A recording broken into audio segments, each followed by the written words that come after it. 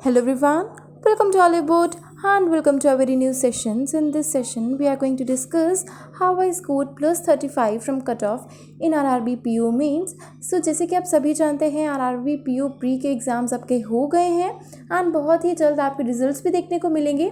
पर हमें क्या करना है, उसके लिए बिल्कुल भी वेट नहीं करना है, हमें मेंस की प्रिपरेशन को कंटिन्यू करना स्टार्ट करना है। एंड आज के सेशन में मैं आपको बताऊंगी कि किस तरह से मैंने 35 प्लस स्कोर किया, कट ऑफ से मेरा क्या स्कोर था, वो सब मैं आपको बताऊंगी आज के सेशन में। सो वीडियो स्टार्ट करने से पहले आपने चैनल को सब्सक्राइब नहीं किया है then do subscribe it and hit the bell icon. So first तो सबसे पहले मैं आपको बता दूं कि मेरा स्कोर कितना था इन RRB PO मेंस। तो जो मेरा स्कोर था दैट वाज 104.94 आउट ऑफ 200। तो ये मेरा स्कोर था मेंस के एग्ज़ाम में एंड मेरा जो कट ऑफ गया था वाज अप्रॉक्स 70। मेरे स्टेट का कट ऑफ था दैट वाज 70 अप्रॉक्स था, ठीक है ना, 70 पॉइंट समथिंग था। एंड मेरा जो स्कोर था that was kind of plus 35 from cut off, ठीक है। तो इतना कैसे रेंज मैंने किया, इतना कट ऑफ से कैसे इतना हाई लाई, वो मैं आपको बताऊंगी आज के सेशन में। वन बाय वन सब कुछ डिटेल में बताऊंगी किस तरह से मैंने प्रिपरेशन की फॉर मेंस। क्या मैंने पहले से प्रिपरेशन स्टार्ट कर रखी थी या मैंने मेंस आने पे ही सब कुछ स्टार्ट किया, सब कुछ आपको पता चलेगा इस सेशन में। सो इस वीडियो में मैं वो सभी पॉइंट्स डिस्कस करूंगी जो कि मैंने अपनी प्रिपरेशन के दौरान फॉलो किए एंड क्या क्या मिस्टेक्स आपको नहीं करनी है, सब कुछ स्ट्रैटेजी वाइज आपको सब कुछ बताऊंगी। सो सबसे पहले चीज़ आती है कि जैसे कि आपका RRB PO प्री का एग्ज़ाम हो चुका है, अब बात आती है कि आपको रिजल्ट्स का वेट करना चाहिए अपने RRB PO मेंस के एग्ज़ाम के लिए, या अगर नहीं भी करना चाहिए तो हमें प्रिपरेशन को किस तरह से स्टार्ट करना चाहिए। एंड आई होप आप सभी स्टार्ट कर चुके होंगे। तो देखिए मैंने क्या किया था, मैंने रिजल्ट्स का बिल्कुल भी वेट नहीं किया था एंड अपनी प्रिपरेशन को स्टार्टिंग से ही कंटिन्यू रखा था। जैसे कि मैंने आपको पहले भी बताया, फर्स्ट डे से ही मैं प्री एंड मेंस दोनों की प्रिपरेशन को साथ में लेके चल रही थी, ठीक है। ऑल्दो मेरा जो अटेम्प्ट था that was 71 out of 80 in pre, तो मुझे कहीं ना कहीं श्योरिटी थी कि हाँ मेरा जो है वो अटेम्प्ट से इतने हैं कि मेरा कट ऑफ क्लियर हो जाएगा। बट मैंने ऐसे बहुत से लोग भी देखे थे जिनका जो अटेम्प्ट था वो काफ़ी लो था, पर उसकी वजह से उनका बिल्कुल भी अफेक्ट नहीं किया। उनका क्या हुआ कि अटेम्प्ट्स कम होने के बावजूद उनका जो कट ऑफ था वो क्लियर हो गया था। तो ऐसा भी होता है, आपको बिल्कुल भी होप नहीं लूज़ करनी है। अगर आपके अटेम्प्ट्स कम भी हैं, हो सकता है कि आपके जो अटेम्प्ट्स कम हो, आपका जो कट ऑफ आने वाला हो वो इतना कम आ जाए कि आपका जो अटेम्प्ट्स कम होने के बावजूद आपका जो कट ऑफ है वो क्लियर हो जाए। एंड अगर आप वेट करते रहेंगे कि आपका रिजल्ट आए, श्योरिटी मिले कि हमने हाँ क्लियर कर लिया है तभी हम स्टार्ट करें, तो आपको बहुत ज़्यादा प्रॉब्लम फेस करनी पड़ेगी। तो आपको क्या करना है, जब से आप एग्ज़ाम दे के आए हैं, आई होप आप सभी ने प्रिपरेशन करना स्टार्ट कर दिया होगा मेंस के लिए। एंड प्रिपरेशन आपको करना स्टार्ट इसलिए भी ज़रूरी है कि ये मत सोचिए कि आप सिर्फ RRB PO मेंस के लिए एग्ज़ाम के लिए प्रिपरेशन करेंगे। अगर आपका RRB PO मेंस प्री का जो है वो क्लियर हो जाता है तो आप RRB PO मेंस की प्रिपरेशन स्टार्ट कर चुके होंगे, तो आपके लिए और भी ज़्यादा ईजी होगा उसको ग्रास्प करना अपनी प्रिपरेशन को कंटिन्यू रखने की वजह से। एंड अगर आपका RRB PO क्लियर नहीं भी होता है, प्री क्लियर भी नहीं होता है, तो हो सकता है कि आपका RRB क्लर्क, IBPS क्लर्क या कोई भी बैंकिंग एग्जाम क्लियर हो जाए ना, आप अपनी मेंस की प्रिपरेशन स्टार्ट कर चुके हैं, उसकी वजह से जो है वो आपका बाकी का दूसरा कोई भी एग्ज़ाम क्लियर हो जाए। जैसे कि आप देख ही रहे हैं काफ़ी सारे बैंक एग्जाम है, तो वो किसी तरह से आपको हार्म नहीं करने वाला है, आपके लिए बेनिफिशियली होने वाला है। तो अब बात आती है आपको प्रिपरेशन किस तरह से करनी है, अभी प्रिपरेशन किस तरह से करनी है जब आपका रिजल्ट नहीं आया है। तो देखिए आपको क्या करना है, अभी के लिए मैं आपको बताती हूँ कि मॉक्स पे किस तरह से फोकस करना है, किस तरह से मॉक्स को देना है। तो देखिए आप क्या कर सकते हैं कि दिन में एक मॉक तो डेफिनेटली आप दीजिए मेंस का।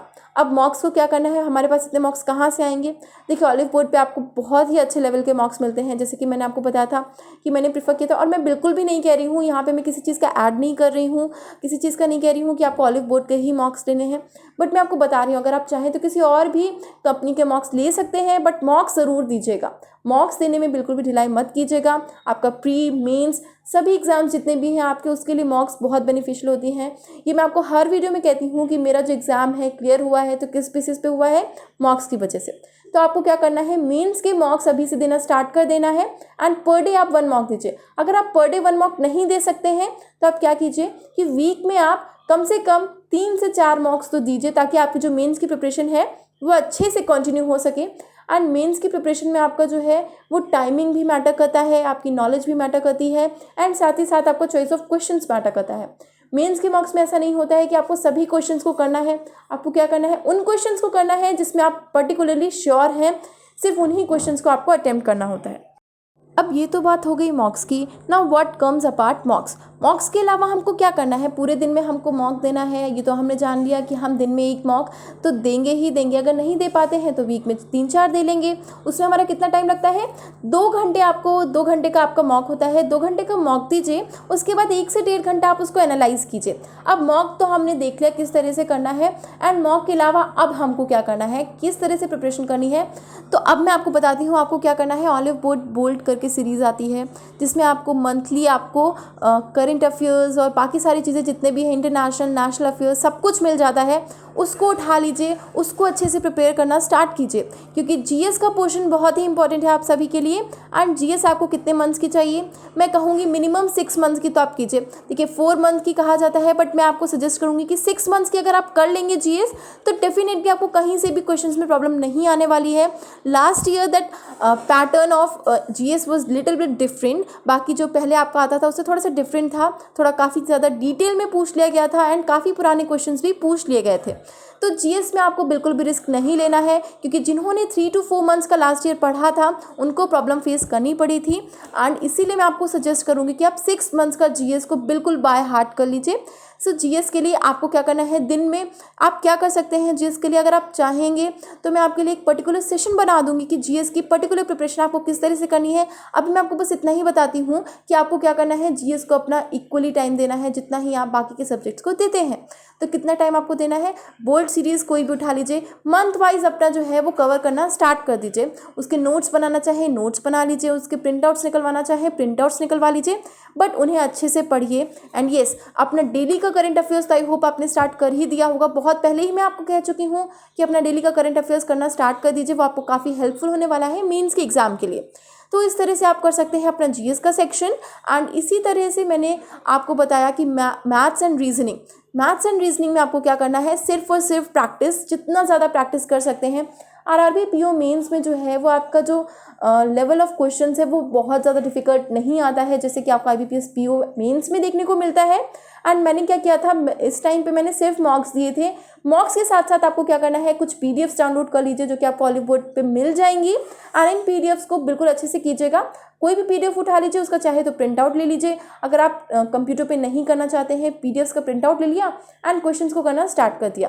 अब इससे क्या होंगे, आपको अपडेटेड क्वेश्चन पैटर्न्स मिलेंगे देखने को, जो कि आपके एग्जाम्स में आते हैं। एंड ऑलिव बोर्ड तो इसमें अच्छे से करता ही है। एंड सिर्फ ऑलिव बोर्ड नहीं, आप कहीं से भी चाहते हैं, दूसरी कंपनी से भी चाहते हैं तो आप वहाँ से कर सकते हैं। यहाँ मैं आपको प्रेशराइज नहीं कर रही हूँ कि आप ऑलिव बोर्ड का ही लीजिए, बट हाँ पीडीएफ से अपनी प्रिपरेशन को अच्छे से करिए, सेक्शनल मॉक्स दीजिए, इन सब चीज़ों पे ही फोकस कीजिए। इन सब चीज़ों को करने के बावजूद अगर आपका नहीं होता है तो आप कहिएगा, क्योंकि इन सब को अगर आपने फॉलो कर लिया तो डेफिनेटली आपको जो एग्ज़ाम है वो क्लियर हो जाएगा। बस आपको हार्ड वर्क करना है, डेडिकेशन के साथ अपना जो एग्ज़ाम है उसको अटेम्प्ट करना है, उसमें बिल्कुल भी केयरलेसनेस नहीं करनी है। तो मैंने आपको बता दिया, पीडीएफ्स कीजिए, साथ ही साथ सेक्शनल मॉक्स दीजिए। सेक्शनल मॉक्स आपको मिल जाएंगे ऑलिव बोर्ड पे भी। एंड अगर आप ऑलिव बोर्ड का परचेज करेंगे, पूरा कोर्स परचेज करेंगे बैंकिंग वाला, तो आपको इसमें सेक्शन मॉक्स भी मिलेंगे, पीडीएफ से मिलेंगे, सब कुछ मिल जाएगा, आपको बिल्कुल भी प्रॉब्लम फेस नहीं करनी पड़ेगी। एंड सेक्शन मॉक्स से क्या होता है कि आपको एक पर्टिकुलर सेक्शन पे आपकी कमांड बनती है। एंड यस, मैं आपको सबसे पहले आपको बता दूं कि आपको क्या करना है, अपने उस सेक्शन को जो कि आपके स्ट्रांग है उन सेक्शन पे बहुत ज़्यादा फोकस करना है। वहाँ से जहाँ से आप सबसे ज़्यादा मार्क्स गेन कर सकते हैं उन पे आपको फोकस करना है। जैसे कि मैं आपको बता दूं कि मेरा रीजनिंग सेक्शन वाज गुड, मुझे कॉन्फिडेंस था कि मेरा रीजनिंग सेक्शन अच्छा है, तो मैंने उस पर कमांड बनाई कि मैं पजल्स वगैरह काफ़ी ज़्यादा करती थी कि हाँ मुझे अगर कोई सेक्शन मेरा वीक हो गया बट रीजनिंग सेक्शन वीक नहीं होना चाहिए। एंड सेम लाइकवाइज मैंने किया अपना मैथ सेक्शन के साथ में। मैथ सेक्शन में मुझे पता था कि मुझे मार्क्स कहाँ से मिलने हैं। जैसे कि क्या होता है, मैथ सेक्शन में आपके कुछ क्वेश्चंस होते हैं, लाइक जैसे कि आपके हो गए आपका डीआई हो गया, आपके जैसे कि जितने भी क्वेश्चंस ऐसे होते हैं जो फटाफट से बन जाने वाले होते हैं, आपकी नंबर सीरीज़ हो गई, क्वाड्रेटिक हो गई, इन सब से आपको नंबर्स जो हैं वो बहुत ही ईजिली मिल सकते हैं। तो आपको उन पे फोकस करना है, एग्ज़ाम आता है जैसे वैसे ही आपको उन पे सबसे पहले स्विच करना है और वहाँ से अपने मार्क्स गेन करने हैं। मार्क्स में आपको यही करना है, आपको अपनी कमांड बनानी है कि चॉइस ऑफ क्वेश्चंस देखने हैं कि आप एग्ज़ाम में जा करके आप किस तरह से कौन से क्वेश्चन को पिक आउट करके अपना स्कोर इंक्रीज़ कर सकते हैं। तो यही सब स्ट्रैटेजी होती है। स्ट्रैटेजी के साथ करेंगे तभी आपकी चीज़ें सामने आएंगी कि किस तरह से आपका मार्क्स गेन कर सकते हैं आप और किस तरह से अपना स्कोर बढ़ा सकते हैं। देखिए मैं आपको बता दूं, अगर आपका जो कट ऑफ से स्कोर 15 to 20 मार्क्स अप है तभी आप तभी आपको बिल्कुल एश्योरिटी हो गई। मैं ये नहीं कहती हूँ कि उससे कम वालों का सिलेक्शन नहीं होता, बट एक 15 marks, 10 marks, 12 marks, 15 marks, 20 marks, इतना अगर आपका अप होता है तो आपके अंदर ऑलरेडी कॉन्फिडेंस बहुत ज़्यादा आ चुका होता है एंड आप उसी तरह से अपने इंटरव्यू में भी अच्छे से अच्छा परफॉर्म कर सकते हैं। ठीक है, इसीलिए अपनी प्रिपरेशन को उस तरह से कीजिए कि आपके जो मार्क्स है वो हमेशा कट ऑफ से अच्छे खासे 20 मार्क्स तो मिनिमम ज़्यादा आए ही आए आपके मॉक्स में। अगर आप यहाँ पे अच्छा करेंगे तो डेफिनेटली आपको एग्जाम में भी अच्छा होगा, कॉन्फिडेंस आएगा कि हाँ हम मॉक में अच्छा परफॉर्म कर चुके हैं। एंड यही मैं करती थी, हमेशा देखती थी कि मॉक्स में मेरे कितने मार्क्स आ रहे हैं, उस हिसाब से ही मैं अपने आप को इम्प्रूव करती थी कि हाँ नेक्स्ट मॉक में मुझे जो अपना स्कोर है वो इंक्रीज़ करना है। ठीक है, आप सबको भी इसी तरह से करना है। आप सबको भी इसी तरह से इन चीज़ों को फॉलो करना है। अगर आप फॉलो करना चाहते हैं, नहीं करना चाहते, that's completely your choice, but अगर आप फॉलो करेंगे तो डेफिनेटली आप खुद में इंप्रूवमेंट देखेंगे और देखेंगे किस तरह से आप मॉक्स में इंप्रूव कर रहे हैं, क्योंकि मॉक्स बहुत इंपॉर्टेंट है आप सभी के लिए। मैं आपको हर वीडियो में कहती हूँ। तो मैं आपसे यही कहना चाहूँगी एंड में कि अगर आप चाहते हैं किसी भी तरह की मेरी help in RRB, PO, mains या किसी भी एग्ज़ाम के लिए, एंड आप किस तरह की वीडियोस चाहते हैं मुझे कमेंट सेक्शन में ज़रूर बताइएगा। अगर आप चाहते हैं मैं मॉक्स पे वीडियो बनाऊँ कि किस तरह से आपको मॉक्स अटेम्प्ट करने हैं आरआरबी, पीओ एंड क्लर्क के, या आरआरबी क्लर्क पे आप एंड पीओ पे, दोनों पे ही आप सब्जेक्ट वाइज वीडियोस चाहते हैं कि सब्जेक्ट वाइज आपको किस तरह से परफॉर्म करना है, किस तरह से स्ट्रैटेजी होनी चाहिए सब्जेक्ट वाइज आपको मॉक्स में अटेम्प्ट करने की एंड एग्जाम में अटेम्प्ट करने की, then let me know in the comment section. So I hope ये सेशन आपके लिए यूजफुल रहा होगा। मैंने वो सभी चीज़ें कवर करी हैं जो कि मैंने अपनी जर्नी के दौरान जब मैंने प्रिपरेशन स्टार्ट करी थी, एंड प्रिपरेशन किस तरह से मैंने प्री मेन सब जगह की वो मैं आपको हर वीडियो में बताती हूँ जब भी मैं आपको बताती हूँ, एंड इसमें भी मैंने आपको वहीं कम्प्लीटली अपना पूरा आउटलुक दिया है। सो आई होप ये वीडियो आपके लिए यूज़फुल रहा होगा। सो अगर ये सेशन आपके लिए यूज़फुल रहा है then do like the session, share कीजिएगा अपने सभी फ्रेंड्स के साथ में, एंड अगर अब तक आपने चैनल को सब्सक्राइब नहीं किया है then do subscribe it and hit the bell icon. Thank you so much.